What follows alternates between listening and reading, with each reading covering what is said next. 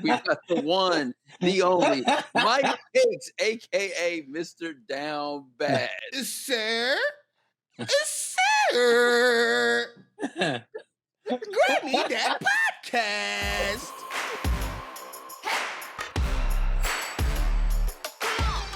What's going on, y'all? Welcome to How to Nerd, into the Nerdverse, where fandom knows no bounds. I go by the name of Khleo Thomas, aka Mr. Slick Living, aka Slick James. My incredible co-host, the one and only, Brennon Edwards. How you feeling today, bro? I'm feeling good, bro. I've been sick. I'm happy to be over it. I'm living my best life, and I have plenty to talk about today because this is, as you know, one of my favorite subjects that's ever happened. So let's get it. Let's go. Agreed. We're getting ready to jump all the way into it, man. We got an incredible guest with us here today. He's a comedian. He's a content creator. He's a gaming video creator, and he makes me laugh every single time I see him pop up on my timeline. We've got the one, the only, Mike Hicks, aka Mr. Down Bad. Sir? Sir? Grab me that podcast. Appreciate you having me, man. Appreciate it. I'm gonna be honest. My favorite moment was while he's introducing you, hearing the spray bottle go.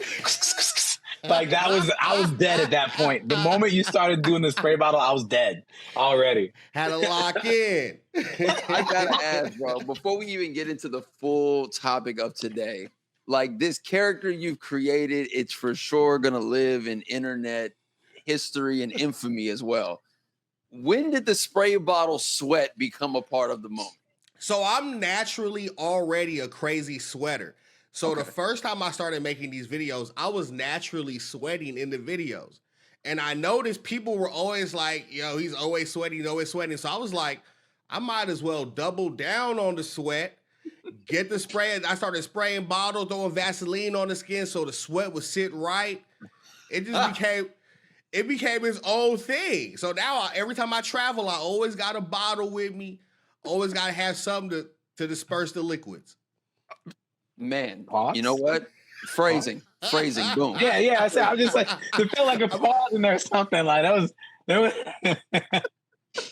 Bro, it's such a great character, man. And it's something that just proof of like the internet being able to give people moments that will always either stand the test of time and people always run back to it to laugh about it, man. Facts.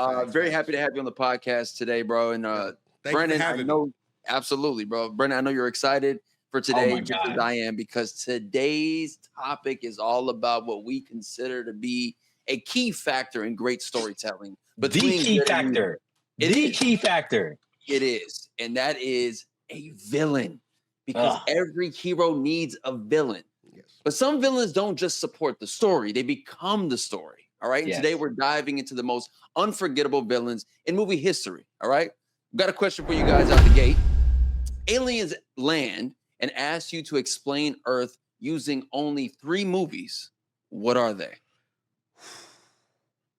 I'm putting Friday in there first. Like, Friday. Explain Earth? Yep. Okay. And the thing is, like, no matter who's explaining Earth, it's going to be colored by some form of perception based on the culture they know.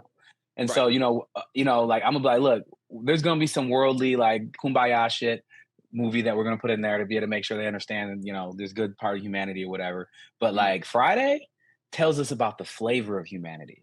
It tells us about the way that we can live this life and enjoy it, even though it might be shitty.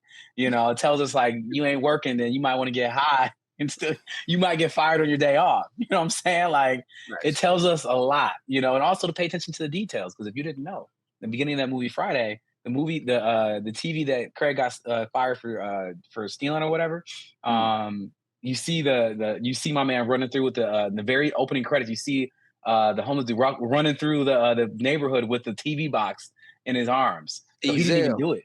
Yeah, Ezell is the one that stole it, not Craig. Yeah, I didn't know that. I never caught that.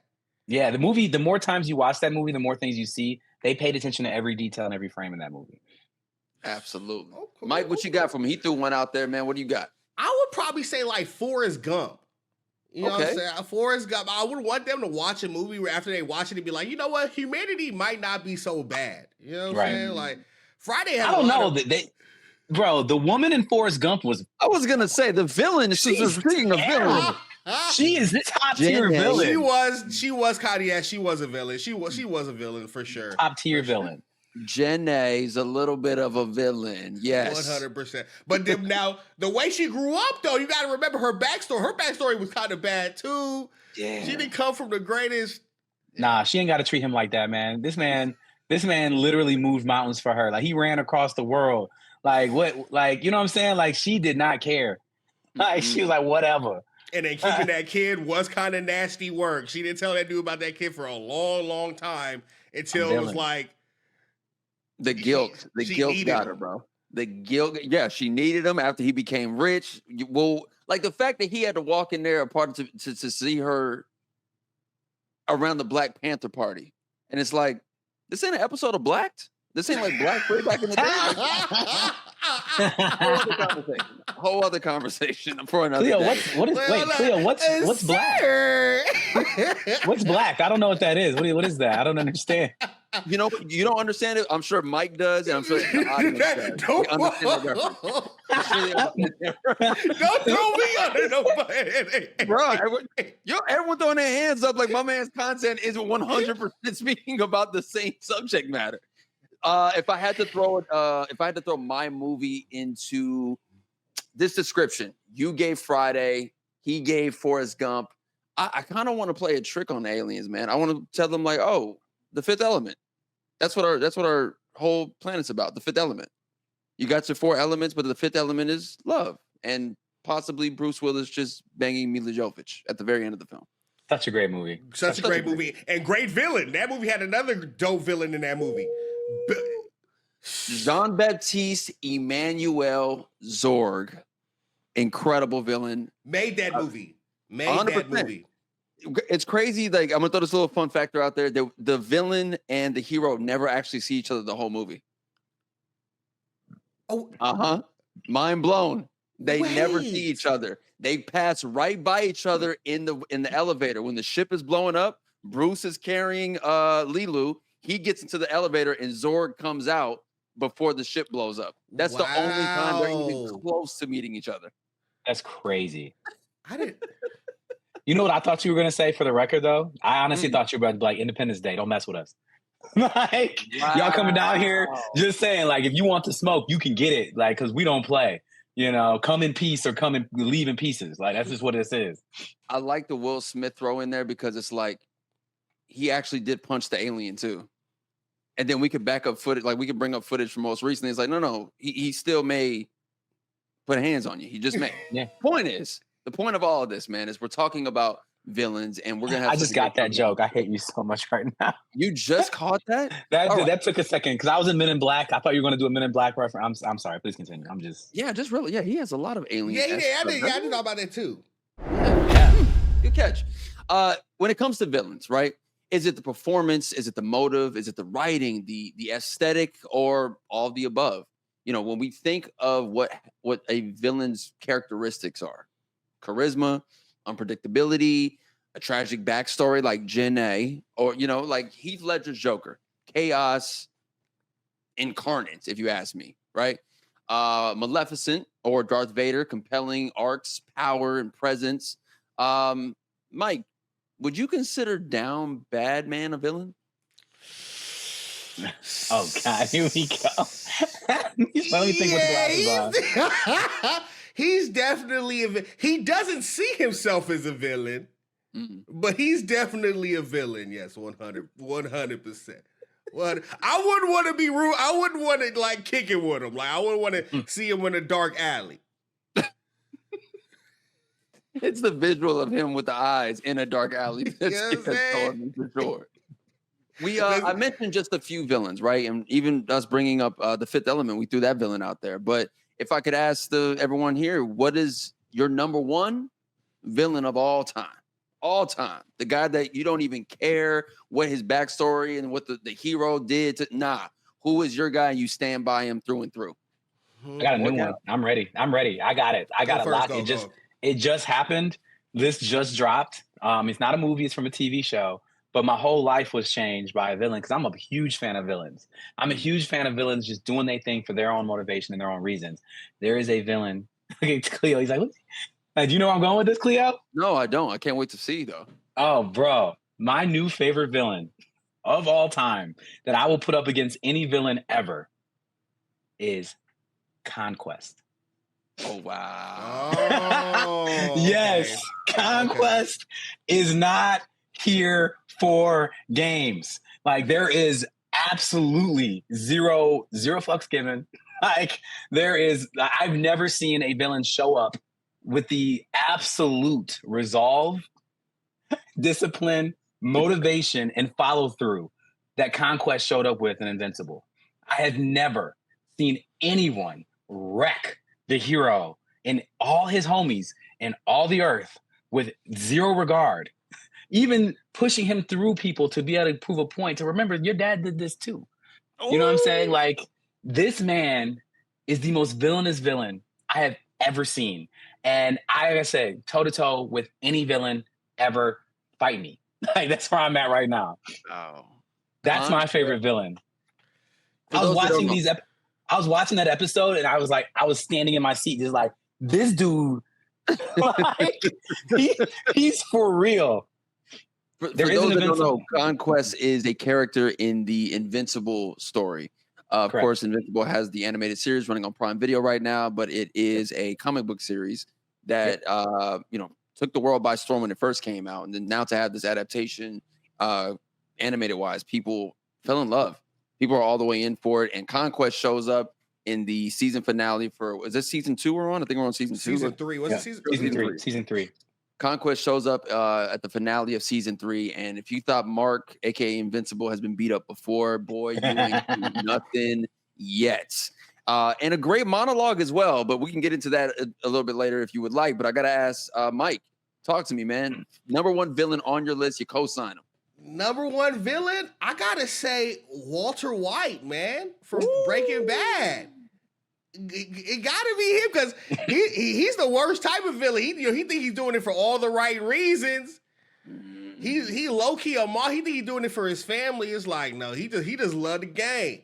Yeah, he just love serving that high quality methamphetamine, man. And he like doing crazy, like what I liked about him, bro. It was like any situation, whenever he would put his back against the wall, that's when he would do the most vile, crazy, wild shit and justify it. Like, nasty work. And to turn that bad at that old age, like you an old man, you become a villain. Like, damn, bro. Yeah, not a lot of resolve. You know the saying: either you die a hero, or live long enough to become the villain. You live long enough to become the villain, man. And yeah, I got to give it to you, man. I ended up watching Breaking Bad for the first time maybe about 4 years ago. I just binged it. And I fell in love with the series just like everyone else. I was like, okay, I understand why it was what it was. And he goes through some stuff, man. He goes through some stuff. Now, the moment that really had me kind of like siding with him is when he lost it on his wife when he went looking for the money. And that meme is iconic of him screaming underneath the house. But bro, she's asking like what she do, like she don't know what she did. He lost it. Yeah. I'm like, all right, anything after this, no holds barred. Whatever he's gonna go do, I co-sign it. Great choice, bro. Great choice. We got Conquest. We got Walter White. I'm gonna throw mine in here really quickly, man. I just recently finished binge watching The Sopranos for the very first time. All right. And listen, if you haven't watched The Sopranos, you've heard all the hype about it. You know, this series really did take the world by storm way before social media. So I can only imagine what this would have been like during that era. Oh my God, it'd been insane. The series follows the great Tony Soprano, played by James Gandolfini. And let me tell you something. He's supposed to be our protagonist because we're following his story. No. Tony Soprano is 100% a villain. 100%. The things that this guy does, he says, the way he treats people, his crew, his family, he is a villain. And he has 100% jumped up to the number one on my list. He's a villain, bro. Have you both of you guys watched Sopranos? I've seen, I love Sopranos, bro. He's like the blueprint. That show's like the blueprint for a lot of other shows, man. Because I don't think there were a lot of shows who were doing main characters that were like bad guys like that. Like for real, when you say he's a villain, like you watch that show, it's like sometimes you'll watch a show though. The main character will be a villain, but they have some charisma or something about him that makes him like charming. Tony was just a nasty, terrible dude. Like it's just straight. He would never. Anytime he had a chance to do something that could redeem him, he wouldn't. He would always pick the worst option. No redeeming qualities about Tony Soprano. None. I didn't see this, but the only thing that this reminds me of is I recently watched the series The Penguin. I'm just like, it sounds like y'all describing him to me. You know, like the Penguin. Like the way that series, the way that this first season ended, I was like, this dude. Yeah. Like, isn't the Penguin only going to do one season though? There's not going to be another season of it, right? I don't know. There could definitely be another season, but I don't know if I want to see it. I'm already heartbroken from season 1. It was shot with the intention of it to just be a standalone. The reaction is definitely had people really itching for a season 2. We have not got any announcement about that. But when they originally rolled this thing out, it was no intention of having a season 2. But I'm here for it, man. Of course, Colin Farrell bringing the Penguin to life. Complete different transformation, by the way.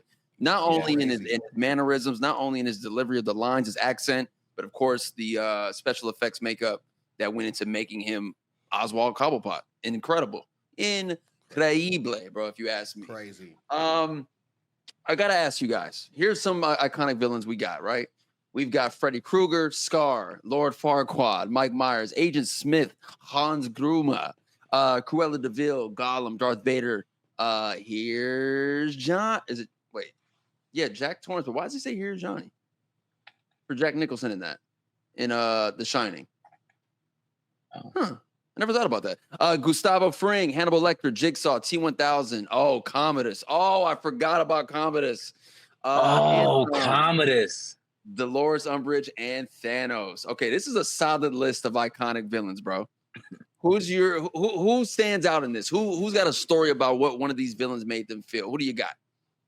I mean, there's 2 on here that made me want to punch a TV on multiple occasions. Scar, like that's probably like the first heartbreak of my life, watching Mufasa die. And Commodus. Like Gladiator is like my favorite movie ever. And Commodus was horrible. Like horrible. Like you're my sister, but also you're gonna do what I say. Talk about down bad, bro. Talk about down bad. I am the emperor of this land, but there is only one that I'm looking to conquer. Which is insane. So I was sickened by him. Like I was just like, how like I needed him to die. I needed like it was like can you imagine if that movie would have ended with Commodus winning? Like him killing Maximus and then saying, as we were. Man. Oh man. Like, can you imagine the public outcry? Can you imagine like how there would have had to have been a Gladiator 2 immediately? Like correct. there would have been no choice. Like, no, we have to watch him die. Because if that would not have happened, like I wouldn't have been able to sleep. Like this man was the worst villain. Like I just how he talked and how he moved and how he interacted with the kid and just I was like, this guy is just, and he killed his dad, who was the coolest old guy ever. Yep. Wait, there's one villain on here you didn't put. What's it? Michael Jackson's dad from the Jackson 5 movie? You have to. That's who you should have put on this list. He definitely should. The actor, yeah, wasn't it? Who was playing? Who did play that? Oh my God! Why can't I get his name? Actor. It was Lawrence Hilton Jacobs. Lawrence Fishburne. Wasn't it Lawrence Fishburne who played Michael Jackson's dad? No, it was Lawrence Hilton Jacobs. Played Ike Turner. Okay. No, it was Lawrence Hilton Jacobs. Lawrence Hilton Jacobs. Please, if you pull up a picture of him, bro, that was a villain right there, man. Yeah. Good call. He played that villain so well that made me hate the actor. Like that was just like I could not even lock in with the actor. Yeah, that's him.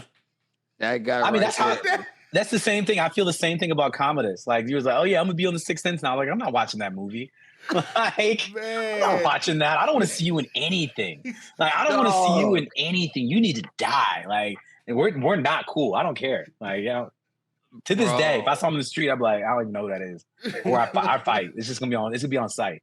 So Joaquin Phoenix gets no points for putting on a great performance as Commodus. Of course, Signs. I meant Signs, not Sixth Sense. He's in Signs. Yeah. Yeah, Signs. That's what I meant. Yeah. He gets no points for putting on a great performance in that. Then giving us the Joker much years later. We don't even. I mean, look, we can go into the Joker. We can go into that. Like it's gonna be a hot take. People gonna hate me for it, but we can go into the Joker. No, we'll get there. We'll get there. We'll get there. Mike, from that list, you didn't see, of course, Lawrence Hilton Jacobs up there, but who else on that iconic list that made you feel something? Man, Mike Myers, Agent Smith. Mike Myers, Agent Smith, bro. Because Mike Myers just had me I was just scared. That shit was like, I think Mike Myers was right around the time when Chucky was around. Like all those scary movies had me spooked. Like I could not sleep for days off of those movies. And Agent Smith, man, I don't know. He was just a dope villain. Like, I just remember him. Like, I remember that scene where Neo was in the office and they put the little worm in his stomach, bro. That shit was crazy. When he was getting chased through the office and he was like ducking down and running from the agent. Classic. Like, that was just one of my favorite villains, easily. Dang, bro. It's because The Matrix definitely is in my top 5 favorite films, but I never looked at Smith as one of the reasons why. I just love the aesthetic of it, for sure. I love the story of it. But I got to give, you're right. Like, if we don't have Smith to be that guy that's pushing Neo to be the one, like, it doesn't work. And the agents in Matrix, in the first Matrix, the agents had motherfuckers scared. Like, they was running through the city trying to find phone booths. Like, bro, they was always trying. And at the end of the movie where he finally confronts the agent, they going on a crazy fight that bro, that was just like a good villain. Just amplifies the movie, bro, because you're just like, you want to see him get beat. It makes you so much more interested in the growth of the main hero. Like, oh, man, you need it. And the crazy part is he was everyone. That's the thing that got you about Agent Smith. It's like everyone around you at all times is him. So it's like, you're in the Matrix, then if he's aware of your existence in the Matrix, you have problems. Yeah. Like, you have problems. Like, that's it. You get to a phone booth or you have problems. Dead ass, man. Kind of reminds me of that game Doorknob back in the day. Doorknob? You never played Doorknob? Oh, wow. No. Okay. What's Doorknob? What villain ass story is from Doorknob?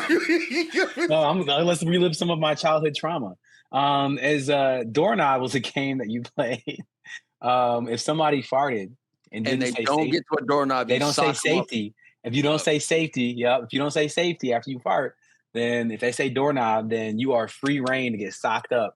Like it's until you get to the doorknob. When I tell you, there have been some epic moments with that because you get toe up. Because then it's also everybody's goal not to let you get to the doorknob. So that's kind of what reminds me of, like, the Agent Smith things. They're all trying to get to the telephone booth, but they're trying to make sure you don't get there and knock and throw them hands while you're getting there. They beating the shit out of you on the way. Absolutely. You just have gas, and then now you're getting your ass whooped. God, you gotta say safety, man. You gotta say safety. We were terrible children, man. I look at this.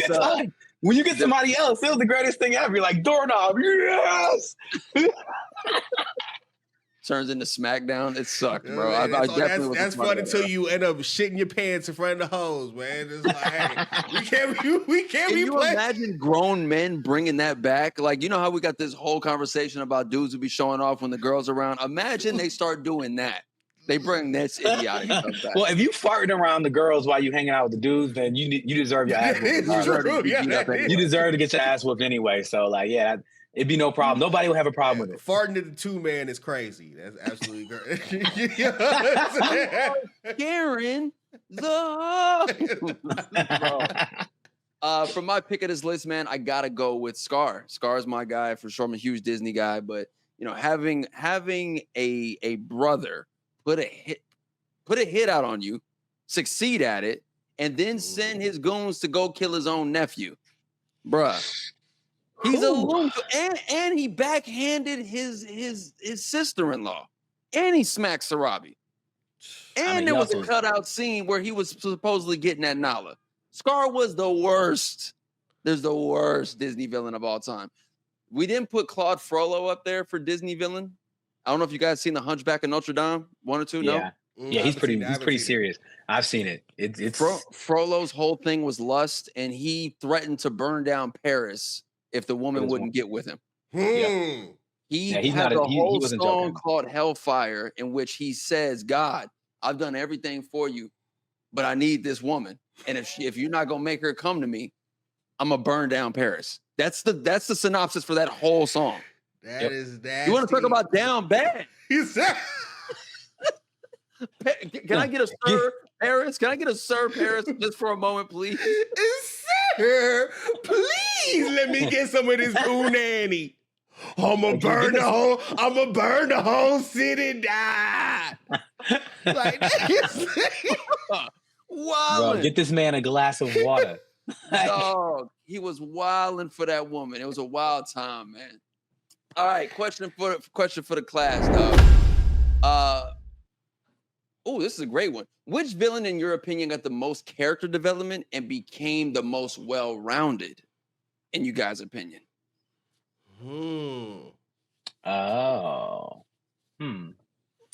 That's a good question. Character development and became the most well-rounded. And when we say that, do we mean? I'm trying to figure out. Do we mean like they ended up becoming good, or they still stayed as a villain?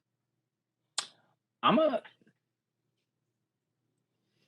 think. Well, no, because our producer is telling that they had to stay a villain. Because I was going to say Vegeta. That's what I was going to say. Yeah, Vegeta's a good pick because that man has been on a spectrum. You know what I'm saying? That's a really good question. A well-developed villain. I'm gonna stick with Vegeta, and here's why. Vegeta, like, if you don't know, Vegeta is a character from Dragon Ball Z. He is the B character of Dragon Ball Z, but that wasn't always the case. The show starts off with the main character protagonist Goku, finds out he's an alien, and he finds out because his brother shows up to Earth, and he has to end up dying to kill his brother, comes back to life. And then his brother put the call out, the hootie hoo, out to his homie, who's also of the same alien race, Vegeta and Nappa, his homie Nappa. They show up to Earth, and Vegeta and Nappa starts laying waste to all Goku's friends. Goku beats up Nappa. Vegeta's disgusted with Nappa's weakness to lose to Goku, kills him, and then proceeds to put the hands on Goku. And the only reason Goku ends up winning is because the people of Earth and all the things around ended up saving him, where Vegeta doesn't even die. He also still escapes after everybody comes together to get him. He leaves, meets back up with him on another planet with another villain who's even bigger. He gets killed. Vegeta gets killed by that villain, comes back to life as still a villain, gets to witness Goku beating that villain. And then Vegeta is sent to the place back to Earth. And let's be honest, pussy changed him.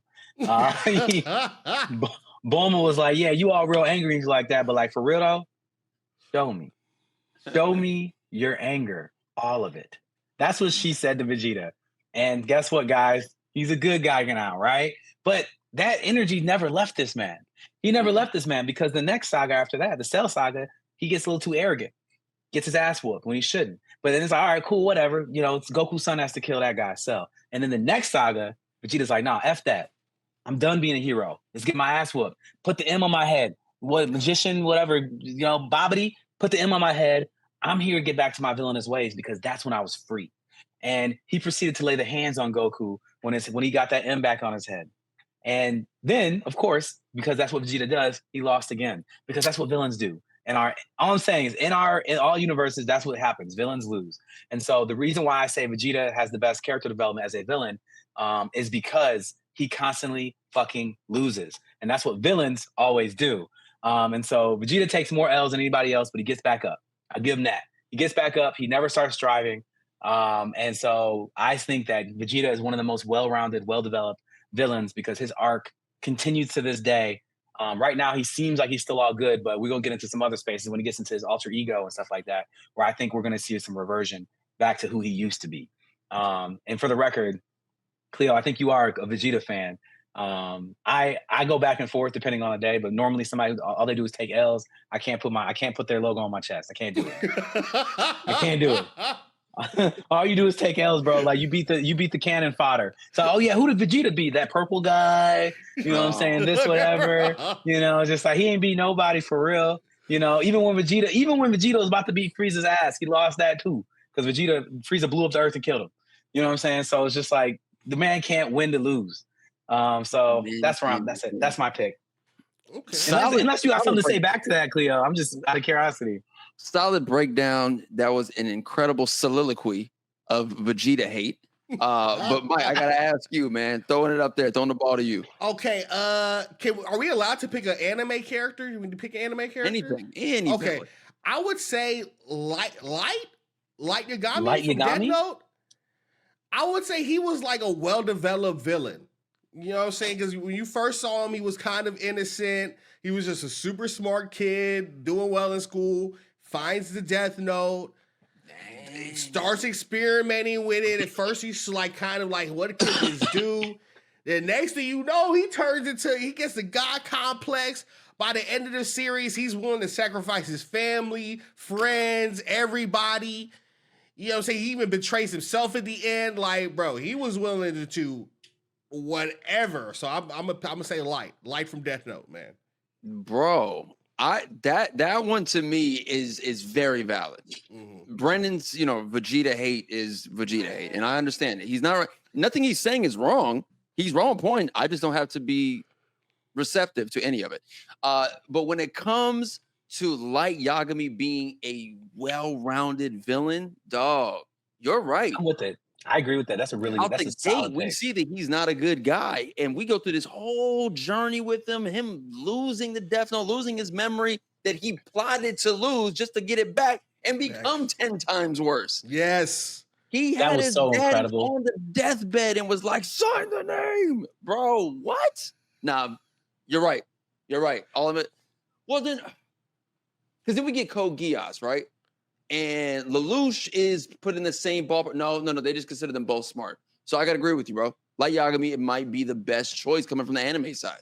Yeah, saying. Yeah. I think that's a very, very solid choice. Very solid choice. Good choice, bro. And a great anime. If you haven't seen that anime or manga, man, get into it. It's a good starter, too. Yeah. For people who don't watch anime, like that's one of the ones that I recommend is I just want to see all these people throwing beams and fighting and stuff like that. Don't worry about it. Watch Death Note. Mm-hmm. I just watch Death Note. You'll understand. You'll be hooked. Don't worry. Psychological warfare. Watch the anime. Don't watch the live action. Watch the anime. No, yeah, don't watch the live. You're giving me PTSD, bro. I grew up, my bad. Loving, absolutely loving this anime. Still do. Still in my top 5. And I remember when the rumors started circulating in Hollywood that they were going to do a live action Death Note. And then I get an audition for it. And I get the script. And I'm reading the scenes for the self-tape. And I'm looking at L's lines. And I'm like, this is not even close to what the hell Death Note really is about. And then I found out there was going to be a film. I was like, they're going to screw it up. They're going to screw it up. I can't think of an anime live adaptation that's being... People say the One Piece one is... I haven't seen the One Piece. Is it the One Piece one? That's what I was going to say. No, the One Piece one is good. The One Piece one is good. It's the only adaptation I've ever seen in any anime that was like, this is good. And then the Avatar one came out, and I was like, this is actually not bad either. Like, I like the newest Avatar one and the Monkey D. Luffy, the One Piece. Those two are the only ones for me that get a pass. Because I just like One Piece too much. I don't want to watch it and be disappointed. I'm telling you, it's good. Man. It's good. I'm telling you, it's good. Okay. I'm gonna check it out. Mike, I'm gonna throw this out there to you, man. I want you to go to YouTube and I just want you to look up UALA. Just look up UALA. Yo, Mike. Yo, Khleo just put you on, bro. If you want to see what live action anime adaptation is supposed to look like, I want you to watch that. And then come back. Okay. Khleo Thomas has spoken. That is law. Like he has just laid upon you the greatest gift you're going to experience. Okay, I got a tab open. I got it ready. My brother, you like, yo, Khleo, I couldn't agree more. I stand by my previous recommendations, but I think when it comes to like the throwing of the hands, the action of what you want in a live action, I agree with Khleo. The most anime feeling show that I've seen is UALA. But the best show made from an anime is One Piece. I'll say that the One Piece one is like this. It is One Piece. It feels like One Piece, but it doesn't feel like anime. It feels like its own show that's just good, is what it feels like to me. It's like, this is just a good series. They did it. They did it well. You want Monkey D. Luffy to win when you watch it. Like, you're like, okay, I like this guy. Okay. You know what I'm saying? That's why you watch anime, you like Monkey. You know what I'm saying? Like, you like these characters. You see parts of yourself or parts of what you want to be. And then they accomplish that in this. I'll say that it's worth it. A lot of great stuff coming out, man. There's tons of more, great adaptations on the way. I think we're finally finding our footing and our rhythm when it comes to getting what we want as fans and as consumers when it comes to them doing any kind of adaptations. But today's whole episode is about villains. So we're going to jump back into that topic.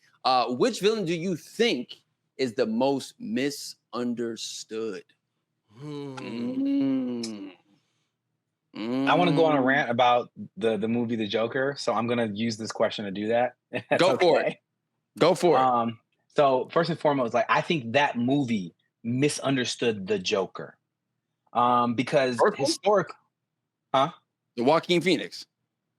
Yes, the one where it's just him, right? That's Joaquin Phoenix. That movie. Not the Lady Gaga, Dula, Doe, whatever. I did not see that movie. Cool. I heard that I did not need to see that. The first one. Yes. I believe that movie misunderstood the idea of what the Joker was. I feel like they were like, we have this art film that's really cool about this guy who has mental illness, and we think this would be a really, really cool movie. And they're like, nobody's gonna watch that. They're like, what if we call it The Joker?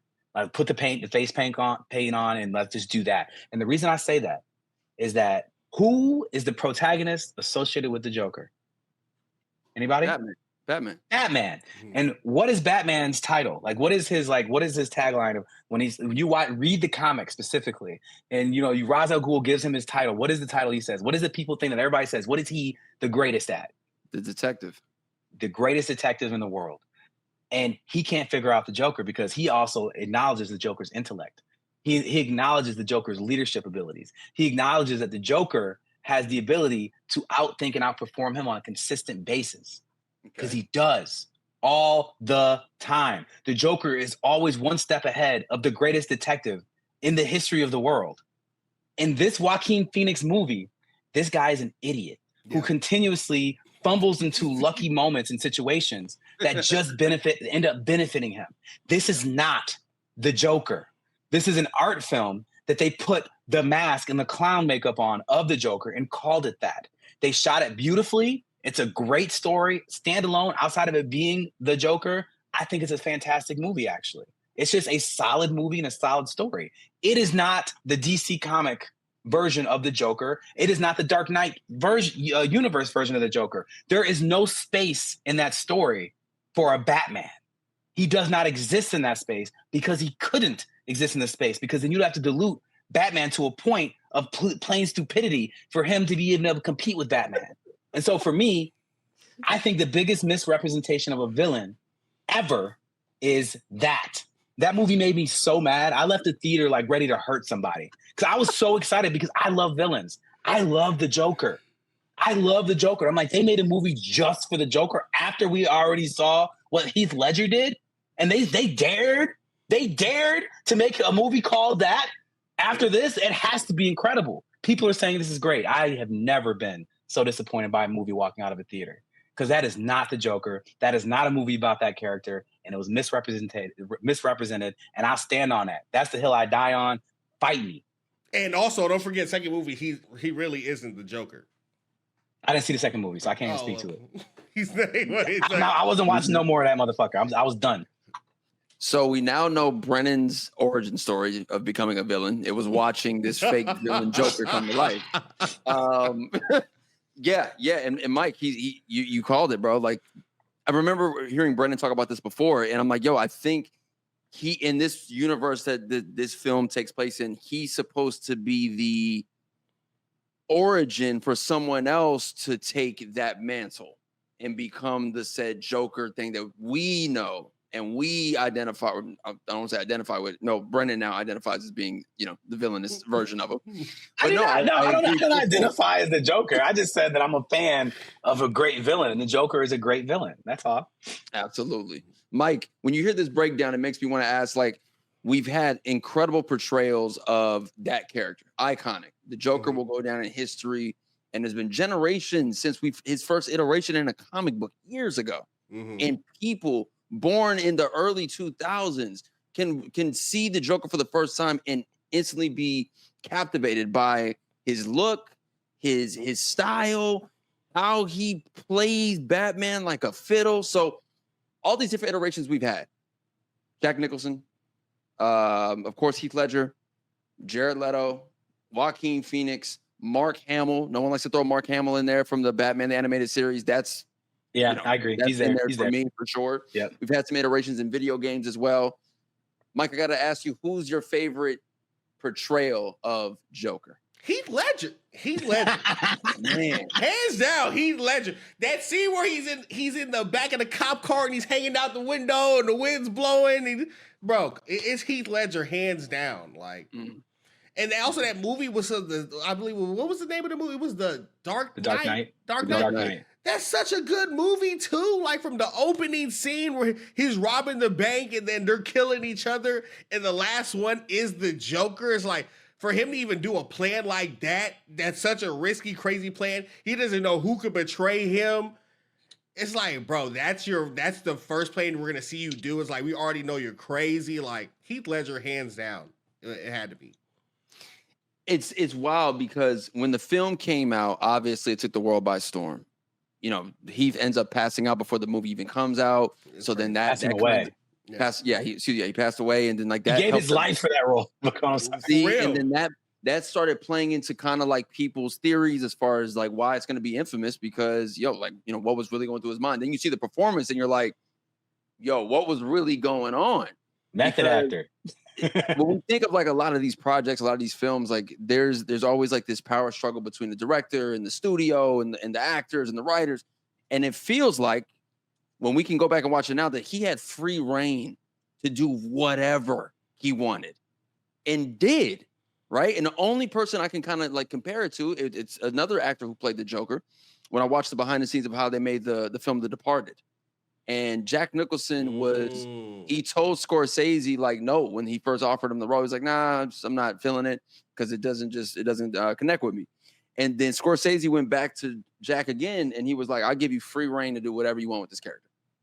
So then you hear Leo talk about working with him. He was like, I was on edge constantly because I didn't know what Jack was going to pull.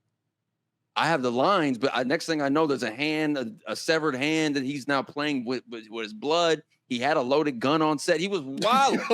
So it's like, what was Heath like in those moments? I understand why it is. I understand, because that really that helped define a generation of comic book fans and movie watchers.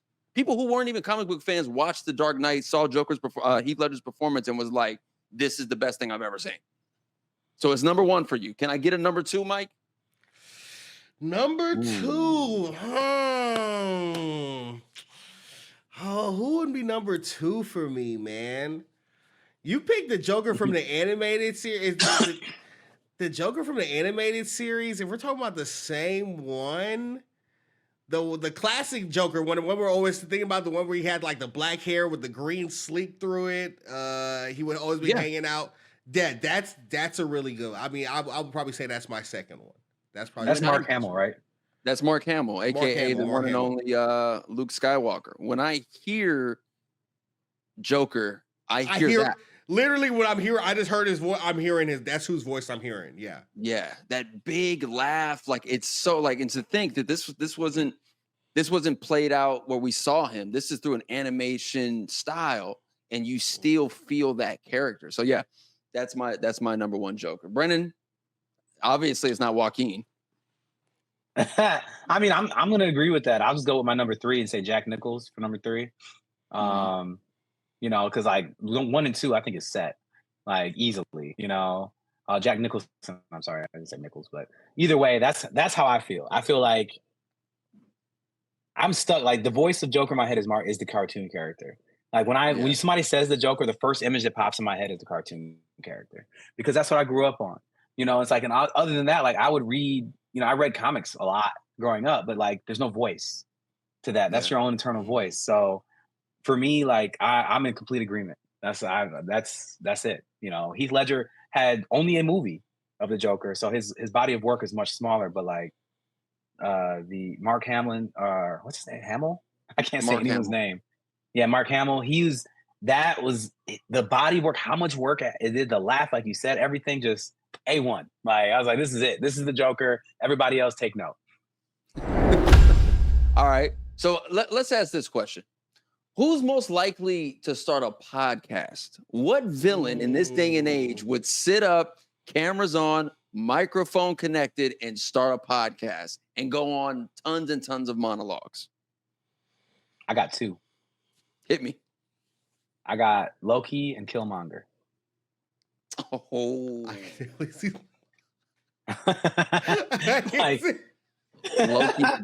Loki's a great one. Because Loki be great. Anyway, he loves himself that much. Good one. Killmonger likes a good monologue. You know what I'm saying? Like he got a lot to say. Like, yo, y'all doing this wrong. This world is incorrect in this way. Y'all weak because of this. Like he'd be like one of those alpha. You know what I'm saying? Like, Wait. It's the visual of Killmonger doing a podcast, and it's like the commercial guys that you still sitting on your ass. You're not out there working on yourself. It's the visual of that. Absolutely. What college is it? What's the college? Is it Everest? Everest. Yeah, that was Everest. To swap out Killmonger for that is funny, bro. Well, I mean, but even like you said, I was thinking more like Andrew Tate kind of thing. It's like, in the Andrew Tate world, it's just like, I'm going to show y'all this masculinity. Y'all going to understand that I am the alpha, and y'all need to learn to be more like me. Like that would be Killmonger's vibe. Like he's like, you gotta be like me. And then, Loki just gonna be like, y'all just need let me try to hypnotize y'all into just following me. And just loving every aspect of me. I'm gonna pour nectar into your ears until you love me. Phrasing. Mike? I could see like Poison Ivy having like a sex podcast or some shit like that. You know what I'm saying? Or like, like how to seduce your man or just exactly. No. What was that movie with that Poison Ivy? That I was just like, when I was young, I was watching, I was just like, Uma Thurman. Yep. Uma Thurman. Yeah. Hey, Mike, you got one with that, bro. I got to give it to you. Poison Ivy's podcast. Yeah. That's what I'm saying. Yeah. I'll be in there. How do I grow this plant? Tell me more about botany, please. The ASMR of it. Yeah, I'm in. Then you make it wet.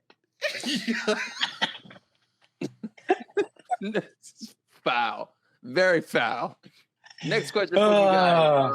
You're trapped in an IKEA for 24 hours. Which villain do you want with you, and which one absolutely ruins everything? Ooh. Villain for me. I want Lex Luthor to come with me. I want Lex Luthor to come with me because he probably owns everything in there anyway. And I'm not going to have to pay for anything. It wouldn't even be considered stealing because he actually owns the company or like a branch of it. Who's going to ruin everything for me? Who's just an absolutely dumbass character? Who's a dumbass character? Juggernaut. Dumb. Brain dead dumb. Professor Xavier's little brother who just got all the muscle. Dumb. Yeah. Good call, Mike. I would take Magneto. That'd be fun because like, yo, let's build something. He'd be like, done. You know what I'm saying? Like, easy work. I put a screw in this wood and I can move all the wood everywhere. But Juggernaut easily for the, this is Juggernaut. You don't want to go anywhere with Juggernaut, man. No. Unless he's your bodyguard. Even then, I still wouldn't want him. It's like, no, they didn't all need to die, bro. Like, just tell them no. What's the why can't I remember her name? The X-Men creature that she can transform into anybody? Mystique. Mystique? I'd have Mystique. The villain I'd kick wait. Why would you have why do you have Mystique, sir? Lynn, you said it was an overnight stay, right? you said it was overnight, all right. Hey, Mystique, you can be like, hey, Mystique, have you seen the Uma Thurman Poison Ivy? Have you seen it though? If you could solid choice. Okay, and the person the worst villain I wouldn't want there, like the Blob. Who is it? The Blob, the sloppy dude. Yep. I mean, he be stinking the whole night. Hell no, he be farting the whole night. That's when you got to play doorknob with him. That's when you got to play doorknob. Like it's gonna hurt him. The Blob, yeah. We gonna punch him. We gonna feel it. Nah, not at all, man. Let's get into villain superlatives, man. Superlatives. Okay. Villain superlatives, I believe is the right way to say that. All right, in which I'm going to read out some of these things, and you guys got to give me just the villain who comes to mind. First one that comes to mind. All right, you guys ready? Mm-hmm. Let's get it. Most in need of therapy. Killmonger. Thanos. Love those. Good choices. Villain who would dominate TikTok.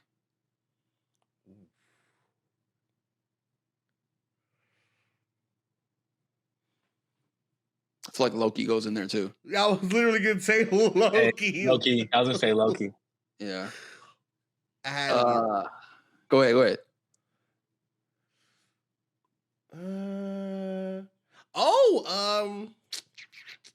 Why you forget her name? Joker's girlfriend. Harley Quinn will go crazy. She go crazy on TikTok. Yeah. Good choice. Good choice. She'd be doing the dances. She'd have the makeup. I mean, we could bring back Poison Ivy too. Like, why are you playing? Just saying, like, you know, like teach. Look, Khleo, you all right over there, my man? You good? Yeah, really. You need a moment, bro. Pamela Isley. I was saying, Khleo gonna be like, so I'm just so happy the link's in the bio.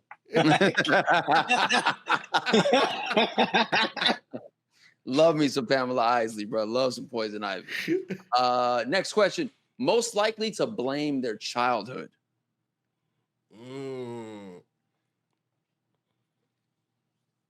Thanos. Literally, yeah. I was gonna say Lex Luthor. Luthor, yeah. Yep. Self-made man, still has some insecurities, made it to the top, and now we got the entire world praises an alien, so he definitely feels a way about that. Most petty? The yellow Flash. I mean the red Flash, whatever, the yellow Flash. Reverse Flash. Reverse Flash, yeah. Pettiest villain ever. Hands down. Like Fort Thawne, yeah. I can learn how to travel in time. I made you. You know, he literally, like, they wrote this into the comic that he made the Flash on his first time of supposed to be having sex. He went back in time and masturbated him and made him pre-ejaculate. What? To destroy his confidence. I'm telling you, look it up. Hey, man,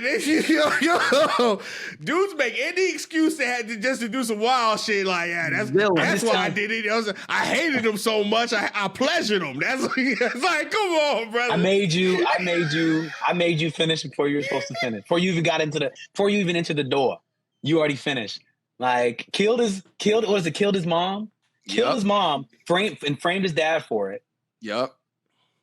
Like, everything, he showed up, like, literally, like, there's a whole series of comics where it shows up, like, he tried to play sports, and every time he tried to catch a ball, he would show up and move his hand until the ball hit him in the face when he was playing, like, a baseball and stuff.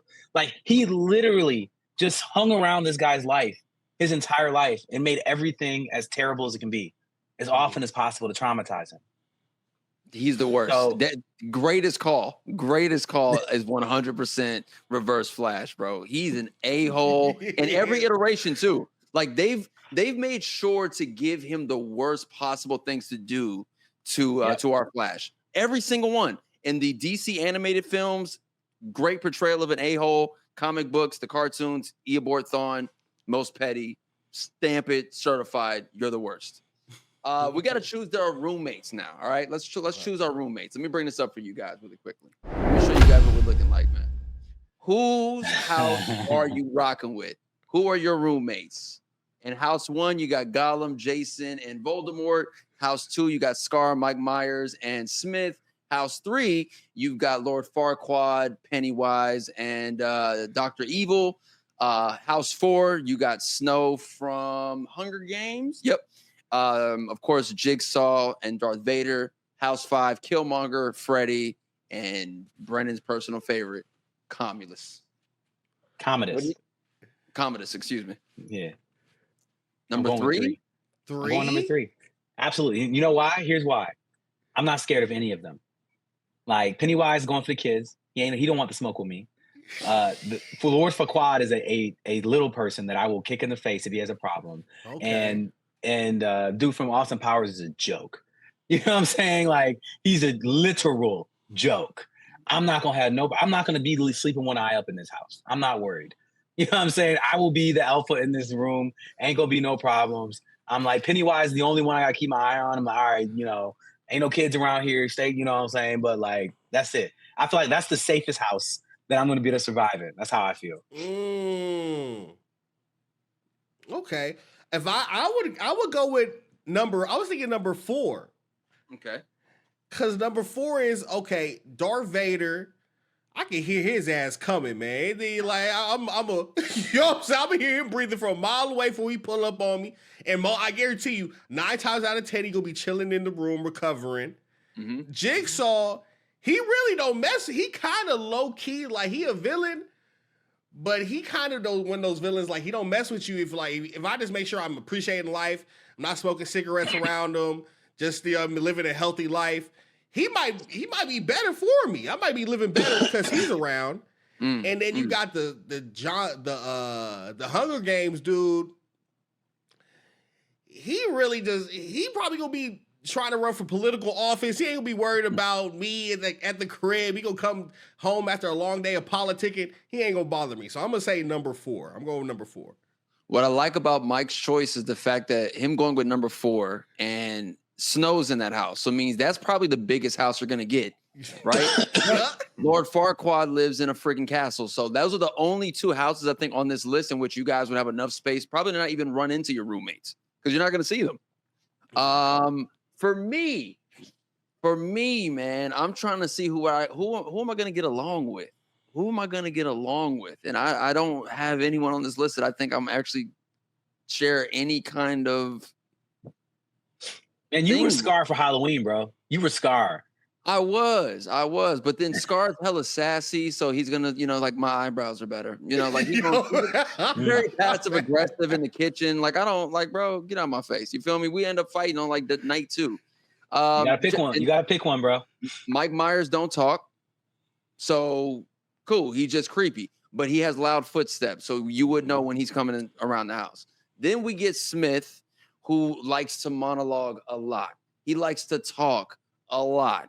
So really, I'm tucked in the room anyway. So you know what? I'm with Brennan. Thank you for bringing the comparison of the Scar cosplay Halloween to the real one. I'm going house number 2. Okay. House number 2. Okay. Solid choices, guys. Yo, leave a comment. Let us know which house would you have stayed in. 1, 2, 3, 4, or 5. And then give us the reasons why. Set up the scenario. We would love to see how you guys think. I think we got one more game to play before we wrap it up. Do we get to spin the wheel? Okay, looks like we do. Okay. What do we get? We get 2 wheels. Yeah.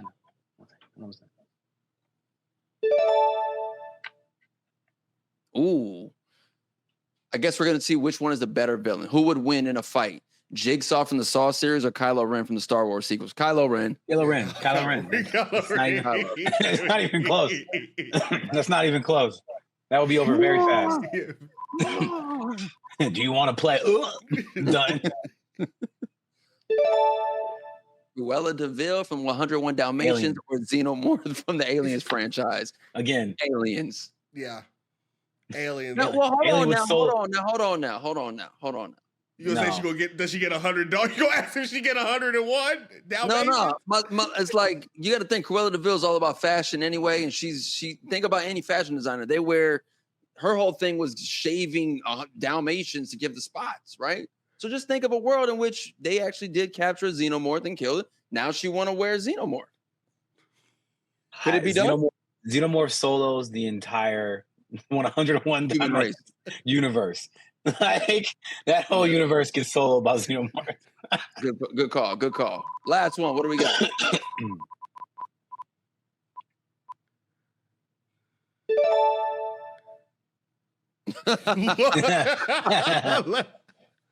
Wait. These are all pretty easy. Is that Miranda is our girl though, right? Miranda, isn't she the older one in the movie? That's Meryl Streep. Nah, I'm never betting against Meryl Streep. Meryl Streep wins. Don't care. I'm gonna take Loki, the god of mischief. The god. I'm gonna take Loki. Loki want to be Meryl Streep, bro. What are you talking about? Loki want to be. So he will wear her skin afterwards. Like that's how that would go. Hey man, I want to thank you guys for pulling up to another episode of How to Nerd Podcast into the Nerdverse, man. I had a great time today talking with my man Mike Cakes. Mike, talk to him, bro. Where can they find you at? What's coming up next? Sir, you can always find me with a simple Google, Mike Cakes with the Z, but you can also find me on Twitch, Mike Cakes Live. Lock in. Brennon, what you got, man? What are we working on? What's coming up next for us? Hey, man, look, just follow me on at Mr. Producer Face. Oh, wait, no, that's my old one, at Brennon Produces on Instagram. I went back in time there. At Brennon Produces on Instagram, man. I got a lot of fun projects I'm working on. So stay tuned. I ain't even talking about them yet. That's what it's all about, man. We staying hard. We staying constantly working on new things. What? Because I said staying hard. Yeah, we paused. You know, whatever. I was gonna say staying hard at work, but all good. No. Yeah, you stopped it. That's what I'm saying. You should have kept going, but you know. Correct, but you gotta understand, man. When Mike Cakes is in the building, listen, I've seen this man make scenarios out of anything and have a sir moment. That's my guy, bro. I'm so happy we got him on the podcast as a guest. Make sure you guys continue to tune in for all the amazing episodes we got coming out on How to Nerd. Follow us on all social media platforms and wherever you get your podcasts at any audio streaming platform. We're up there too. So we see you guys on the next episode. We out. Bye, guys. Peace.